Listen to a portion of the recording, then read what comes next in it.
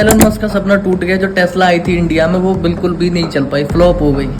मुश्किल से उसका जो मार्केट सोचा था एलन मस्क ने, उससे बहुत ही ज़्यादा कम मार्केट यहाँ पर चला है एलन मस्क का। मतलब दोस्तों 600 गाड़ी ही बुक हो पाई हैं टेस्ला की खाली।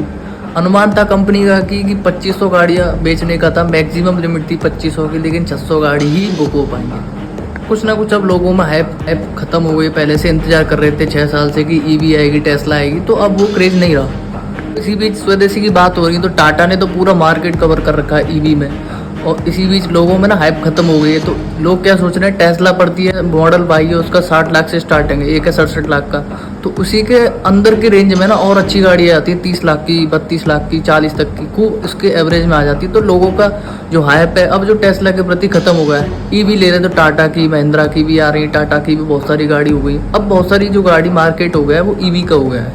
और भाई ये जो गाड़ी है सेम अमेरिका में 32 लाख की मिलती है, हमारे यहाँ 67 लाख की, 60 लाख की पड़ रही है, क्योंकि इम्पोर्ट ड्यूटी खा गई, टैक्स खा गया।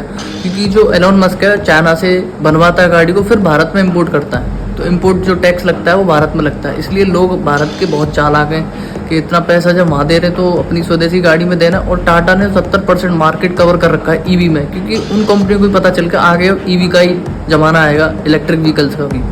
सबसे बड़ा कारण है टेस्ला ने ना जो डिमांड क्रिएट की थी ना लोगों के मन में कि इलेक्ट्रिक व्हीकल आ रहा है, तो डिमांड है ना टाटा महिंद्रा जो स्वदेशी कंपनी थी उन्होंने पूरी फिल कर दी, यानी सप्लाई को फुल कर दिया। तो लोगों में अब जो टेस्ला का क्रेज था वो खत्म हो गया। दोस्तों ये भी बन रहा है कि जो अमेरिका टैरिफ की वजह से अमेरिका के संबंध, भारत के संबंध अमेरिका से ख़राब चल रहे हैं।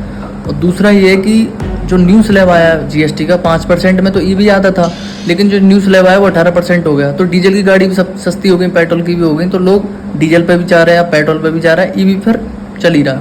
इस वजह से कुछ कारणों की वजह से टेस्ला का जो हाइप है पूरा खत्म हो रहा है।